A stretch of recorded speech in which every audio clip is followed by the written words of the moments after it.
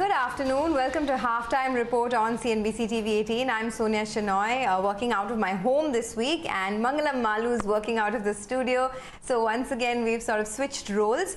For the market, it is the market has come off the day's high, so there's definitely pressure at the top. From the high of 9161 that the Nifty hit early in the morning, we've come off about 90 odd points. IT stocks are under pressure, so TCS, HCL Tech, Tech Mahindra are all down about 1%. But the pocket that worries me the most is NBFCs, because you're looking at Bajaj Finance once again down about 3%. The moratorium that was announced last week will raise concerns of an asset liability mismatch for NBFCs. It could result in a spike in delinquencies as well. It could impact the repayment culture. So there are a lot of problem pockets still in the market, and that's why you're seeing this sell on every rally. Mangalam, hi, afternoon. How have things been at your end? Back in the office from today? Back in the office from today, Sonia, is the new normal, right? Just the way bulls and bears tug it out in the markets, we tug it in and out of office and home. And like you said, yes, the markets have come off the highs of the day. There has been a bit of, lack of momentum as we move towards that 91.50 mark thereabout. And the reason for that perhaps could be also because, we're alternating between the 20 and the 50-day moving average. This morning, because of strong global cues, we opened above the 50-day moving average, which was at 9067. So that's holding on as an important support right now. And the 20-day moving average, 9223, is something we will keep an eye out on. A couple of these stocks which have failed to gather momentum or sustain momentum. We had something like an ITC with a strong cue coming in terms of the acquisition. The stocks moved to the low point of the day despite that. And we've had a lot of these pharmaceutical stocks as well, Cipla at the low point as we speak. But Axis Bank, that's the one that is moving higher. So we'll keep an eye out on individual stocks. But first up, all the top stories that we are tracking. Market marginally higher on positive global cues in Europe and Japan begin opening up. Hopes of a vaccine rise again after American biotech firm Novavax said it has started the first human study of its trial.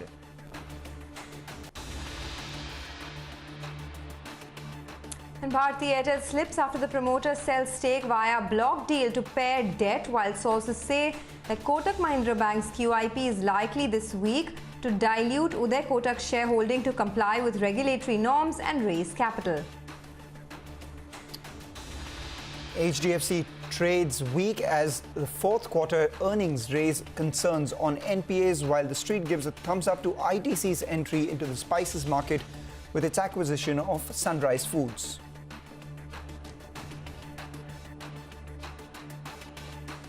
And metal stocks are higher on a risk-on trade. JSW Steel says the capacity utilization levels are now at 85% from 38% earlier, while JSPL targets 5,000 crores of debt reduction in FY21. India sees the worst locust attack in over 25 years, hitting Rajasthan, Haryana, Madhya Pradesh and Gujarat. The United Nations warns of a severe risk to the Indian agri sector this year.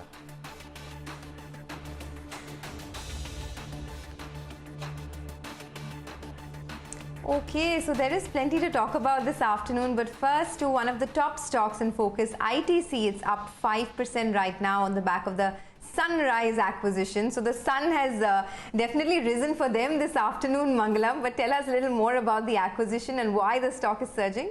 Well, the sun had risen in the morning, though this afternoon it turns out, maybe it's a bit of subdued or some clouds right now because the market, the stocks of the highs of the day, but definitely a spicy entry for ITC. And that's because, by virtue of buying Sunrise, what they've done is they've entered into a business which is a high growth business. Sunrise Foods is the leader in spices in East India. The consideration is undisclosed as of now, but there are reports that, the company may have paid anywhere around 2 to 2,500 crores for this piece. But if you take a look at the positives that ITC stands to gain from them, the first one, of course, is the fact that it is a high growth market and ancillary to ITC's packaged foods business. So that would be something that the street would like. Other than that, you have the business is bumping up their revenue in the FMCG business by close to around 5 to 7%, and it is EBITDA accretive because it's got margins of close to around 15 to 17%. And over and above all of that, ITC's strong distribution, ITC's strong agri sourcing capabilities, and the fact that they have an in-house battery of chefs, etc., could give a lot of synergy benefits to the company. 2,000 to 2,500 crores for a company that posted revenues of around 600 crores in the previous year would mean that this is an acquisition done at around 4 times. Not a very pricey acquisition given the sort of growth prospects that this company has, but not a particular game changer for ITC as a company on the whole. It's a good move, but not like what GSK Consumer had been to HUL. So that's about ITC. But let's talk about earnings now. It was a weak quarter coming in from HDFC with a sharp deterioration in the asset quality. We spoke with Keki Mistry, the VC and CEO of the company, to discuss the quarter gone by and their liquidity position. Listen in. We have been extremely proactive with our provision. Extremely proactive. We have provided in this year as much as 5,913 crores of rupees by way of provision for NPLs. In this quarter, we provided 1,274 crores.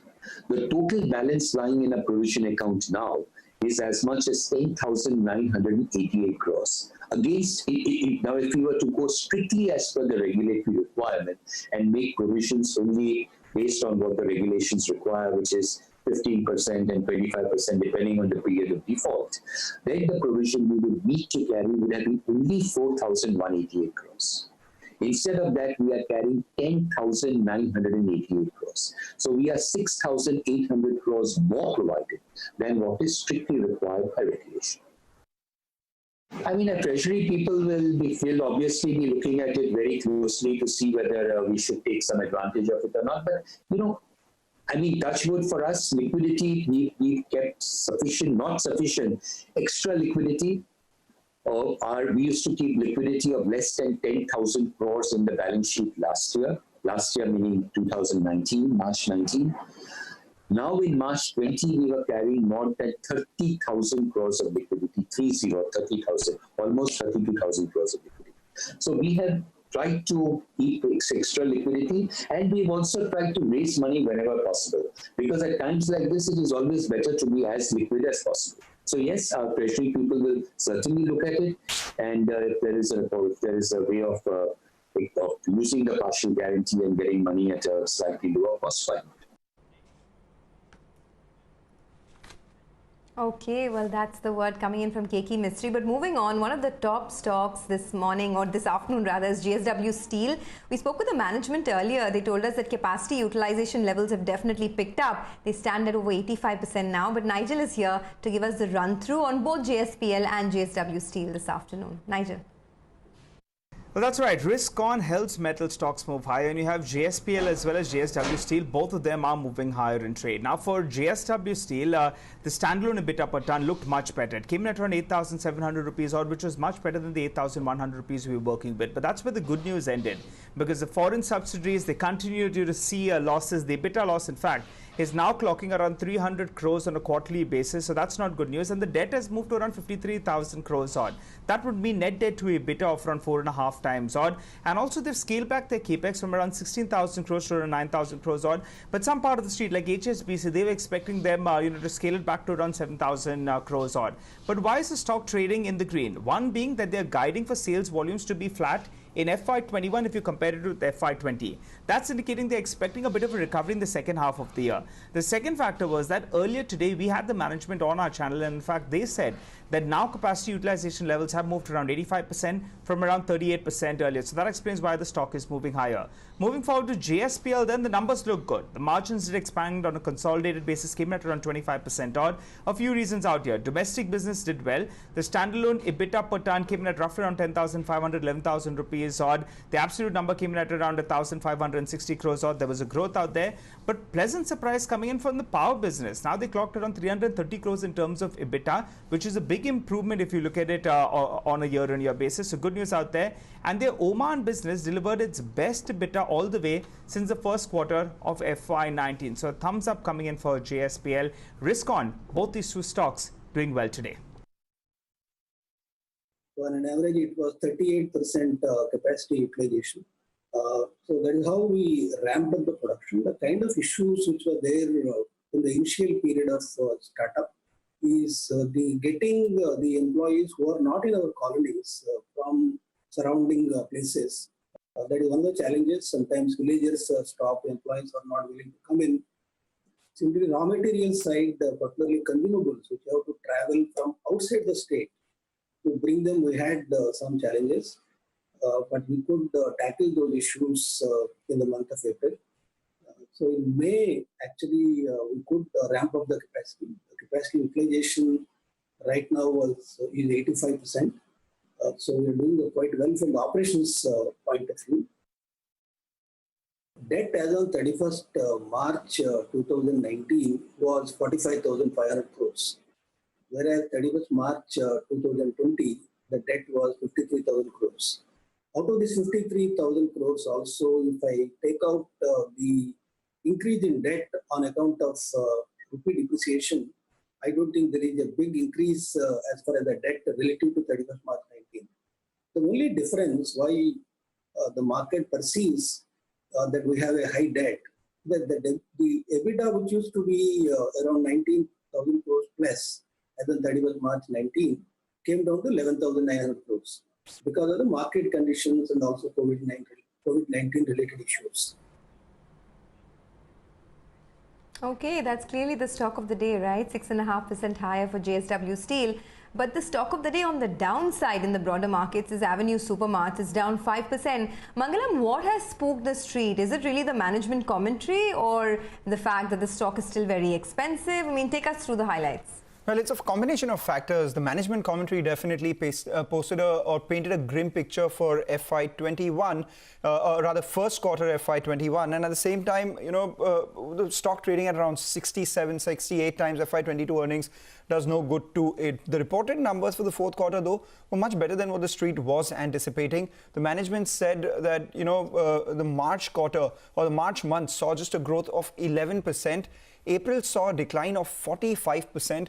While there was some recovery in May, about 17% month on month, the recovery was primarily led by essentials and non-discretionaries. The discretionary products are the ones which actually give them better margins. So the outlook for the margins are also not pretty good. And at the same time, the new store openings, they'll be impacted as construction for these new stores will commence with a bit of a lag. So while the reported numbers were better than expectations, the forward-looking commentary of the management did not do too well. And over and above all of that, the stock will be in focus tomorrow as it exits the T2T segment. Remember, it's lower by 5% today. That's because there is a 5% lower circuit or an upper circuit, and it's trading in that band. Once it moves into the A segment tomorrow, we will keep an eye out on how it moves. Trading at 67 times FY22 earnings, not particularly good when there is a disappointment. And over the weekend, we had the launch of a competitor as well, their new products. So let's see how that pans out. So that's about Avenue Supermarts, not prone to seeing big cuts, but the upside has some hurdles. So we'll watch out for that. UPL, on the other hand, the stock opened slightly softer, and from there, it saw a big move. We have Sonal to tell us what was positive in the numbers. Sonal. Well, the numbers are positive on the whole, Mangalam. While the reported numbers might look a little soft, that is because we didn't adjust for our earnings, but the adjusted numbers very strong. We saw a revenue growth of around 25%. The EBITDA grew by around 26%. Management was able to attain its FY20 guidance of revenue EBITDA growth. They have also been able to cut debt by 4,400 crore rupees versus their guidance of around 3,000 crore rupees. Volume growth has been really strong at 29%, maybe a record high level as far as volume growth for UPL is concerned. Apart from that, the company says that they will be able to reduce net debt to EBITDA to 2 times in FY21 versus 2.9 times that they saw in FY20. Jefferies has increased the EPS estimates by 7 to 8%. They have increased the target price to 465 versus 430 earlier. Motilal, on the other hand, still thinks that debt remains an overhang. They state in their report that debt was reduced because the company issued perpetual bonds amounting to 3,000 crore rupees. That is because it is considered as quasi-equity. It doesn't show in the debt figure. And if we remove this remove this adjustment and consider it as debt, the debt reduction would have been only to the amount of around 1,200 crore rupees, and that is something that Motilal Oswal is concerned about. But overall, the numbers look really good, and that is why we are seeing that stock reaction today. Back to you. All right, Sonal, thanks a lot for that. So that's on UPL. But one product that we have definitely not used in a major part of this lockdown is shoes. Except for that odd week when some of us have to go to work, right? Mangalam, the numbers have been weak for Bata, but the stock is holding up. It's up 1.5%. What's the secret to that? It's up 1.5%, and except for the odd week, that was a nice way of rubbing it in, being in office, Sonia. But tell you what, the quarter performance wasn't very good. They saw a decline of close to around 8.8% in the entire quarter, and that was primarily on account of the lockdown announced in March. So one fortnight's problems actually overshadowed in the entire quarter, because January and February, as per the management, we saw growth of 8%.